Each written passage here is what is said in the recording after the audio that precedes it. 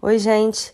Nesse vídeo, a gente vai tratar de questões do desenho técnico, mas que são mais específicas relacionadas ao desenho arquitetônico. O desenho arquitetônico, ele engloba todas as questões que foram vistas relativas ao desenho técnico. Afinal, o desenho técnico ele é a base para todas as outras áreas de desenho. Hoje a gente vai ver a planta de situação. De uma forma bem simples, e o mais didática possível, eu vou tentar demonstrar para vocês, à mão livre mesmo, quais são os principais elementos da planta de situação. Esse traçado inicial eu estou representando ruas e passeios.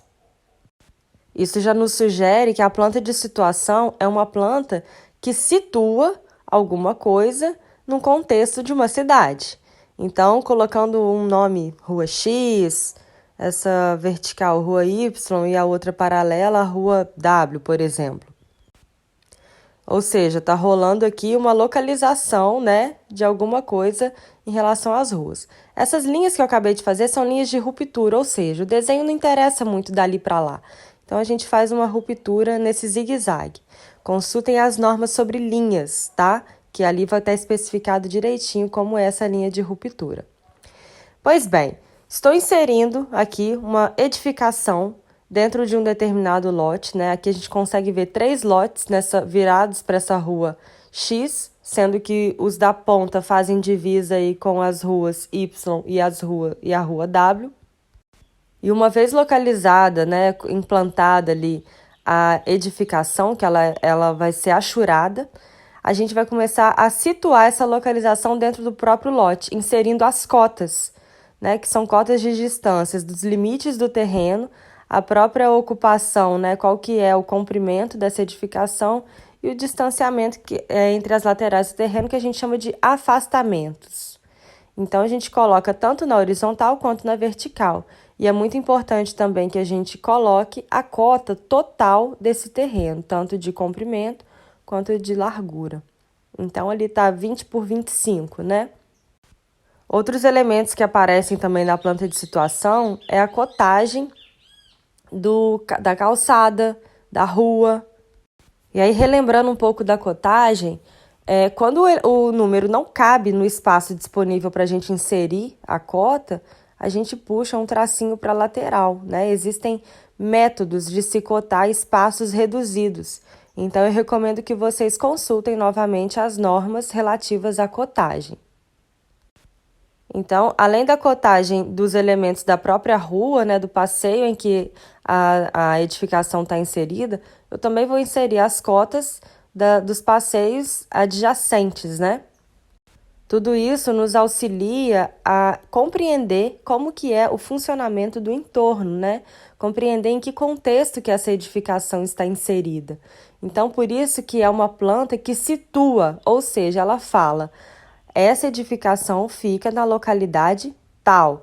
Um elemento essencial é o norte magnético, que tem que aparecer nessa planta de situação. Então, se vocês observarem, não é uma planta que apresenta muitos detalhes técnicos relativos à edificação, e sim uma planta que situa a edificação num determinado contexto de um bairro, de uma localidade. Esse tipo de planta pode vir acompanhado de um quadro que a gente denomina quadro de áreas. Logo, esse quadro ele vai trazer informações relativas à área da edificação, à área do terreno, quanto que a edificação ocupa do terreno. Vou demonstrar aqui para vocês. Então, de uma forma também, à mão livre, bem simplória, mas que trata aí e apresenta esses elementos. Então, lá, quadro de áreas, tenho a área, inicialmente a área construída. Vou ter também a área do terreno, como eu disse. Depois, eu vou ver também a área livre do terreno, em que a edificação não ocupou, e com isso eu consigo calcular um negócio que chama taxa de ocupação. Então, por exemplo, área construída, 46,80 metros quadrados. Área do terreno, 500 metros quadrados. Área livre, 453, é só 0,20, Só fazer a subtração. E aí a gente faz um cálculo, entendendo aí qual que é a taxa de ocupação dessa edificação no terreno. Nada mais é do que uma porcentagem do que a edificação ocupa em relação à área total do terreno. E a gente chega nessa taxa de ocupação por uma conta muito simples, né? Que é a relação entre a área construída e a área do terreno vezes 100, né? É uma porcentagem simples.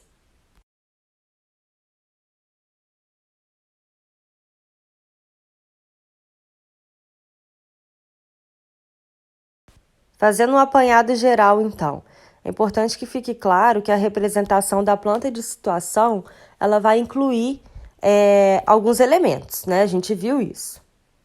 Aliás, todas as plantas, né, elas vão ter elementos específicos, é o que vai diferenciar uma da outra.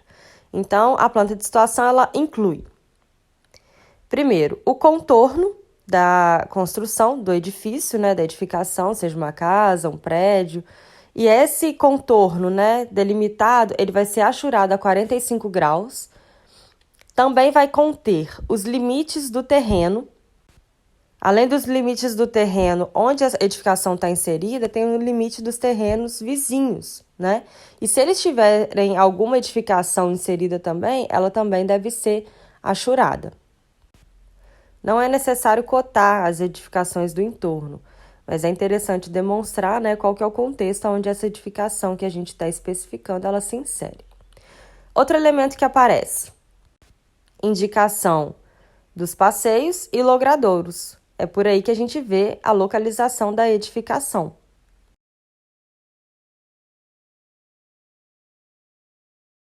Além disso, indica-se também na planta de situação as construções secundárias à edificação principal. Ou seja, no exemplo que eu mostrei, a gente só tem uma edificação inserida no terreno, mas ela poderia ter alguns anexos. E isso também deve ser mostrado, achurado da mesma forma, com as cotas, tudo direitinho. Em relação à cotagem, que eu demonstrei naquele exemplo, a gente insere comprimento e larguras totais do terreno, comprimento e largura também da edificação totais. Indicamos também a largura tanto dos passeios quanto do logradouro principal, né? E os adjacentes também. E também cotamos os afastamentos, todos, frontal, fundos e lateral esquerda e lateral direita também. A cotagem desses afastamentos vai nos localizar a implantação da edificação no terreno. A planta de situação situa num contexto mais global e a implantação implanta a edificação no terreno. Além disso, como eu escrevi ali, indicação do norte magnético, que é uma informação muito importante, título do desenho e escala. Em relação à escala de representação da planta de situação, pode ser que apareçam mais elementos ou menos elementos. Se a escala permitir a visualização de mais elementos, a gente consegue perceber, por exemplo, divisão do telhado, algum tipo de paisagismo, postes, elementos urbanos, etc. Então, depois que a gente viu essa lista do que contém uma planta de edificação, ficou faltando eu inserir nesse esboço a legenda, que vai estar abaixo do desenho sempre, com o nome da planta, planta de situação, e logo abaixo a escala, ok? Esse desenho eu fiz sem escala, então eu vou colocar uma representativa, 1 para X, enfim. Aí vai depender da escala que a gente desenha, beleza?